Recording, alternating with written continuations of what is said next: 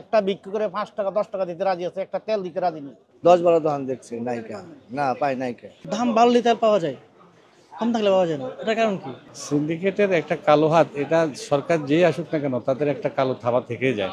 আমি সয়াবিন তেল নিবার নিয়ে আইছি, সয়াবিন তেল পাই নাইকা, মেলা দোকান করলাম খালি খালি সুপার পাম 10-12 দোকান দেখছি নাইকা, না পাই নাইকা। তাকে তো সমস্যা, এখন নাইকা আমরা কি করবো কন, আমি কি করবো? তারা যে একবার এক এক কথাবার্তা বলে যে এই মালটা আমি 6 মাস আগে কিনলাম, তাহলে একটু কমে কিনলাম।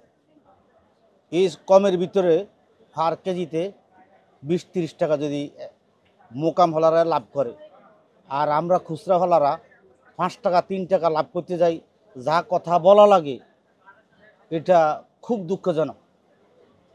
যে যে খুচরা কাস্টমারের সাথে যা কথা বলা, তারা তো বলে পাইকার হলারা এই দাম নিলেন না নিলেন। যে অবস্থা বাজারে, মানুষের ভিক্ষার মতো, একটা বিক্রি করে 5 টাকা দিতে রাজি আছে, একটা তেল দিতে রাজি নেই। এই বাংলাদেশে এত একটা বিক্রি করে 5 টাকা 10 টাকা দিতে রাজি আছে, একটা তেল দিতে রাজি নেই। আমরা ঢাকা শহরে বসবাস করি, যদি সয়াবিন তেল প্রতি বছরে এরকম দাম বেড়ে যায়, আমাদের পরিবার পরিচালনা করতে খুবই কষ্ট হয়। এর আগে তো অনেক বেশি বেড়েছে, এবার একটু কম বাড়ছে সয়াবিন। এটা আমার মনে হয় ছোট ক্ষুদ্র দোকানদারদের সমস্যা না, এটা বড় মহাজন যারা আছে, যারা কোম্পানি, যারা সাপ্লায়ার, তাদের সমস্যা। তারা এটা সিন্ডিকেট করে তেলটা আটকায় দাম বাড়ানোর চেষ্টা করতেছে বলে আমার মনে হয়। সিন্ডিকেটের একটা কালো হাত, এটা সরকার যেই আসুক না কেন তাদের একটা কালো থাবা থেকেই যায়। আর টাকা এমন একটা জিনিস, এটার লোভ সবারই আছে। যারা 1 লিটার লাগবে 5 লিটার নিচ্ছে, 10 লিটার নিচ্ছে, ওনারা যেন এসব না করে, তাহলে মার্কেটে কোনো সমস্যা হবে। আর জিনিসপত্র সব কিছুর দামই কমতেছে, বাড়তেছে না।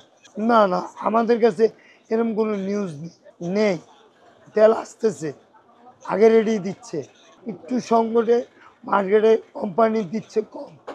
আশা করি যে ডেলিভারি ঠিকমতো 2-4 দিনের ভিতরে এইসব ঠিকই কোম্পানি বলছে 22 তারিখের ভিতরে দিবে, ওরা 22 তারিখে ভালো তেল ঢুকেছে।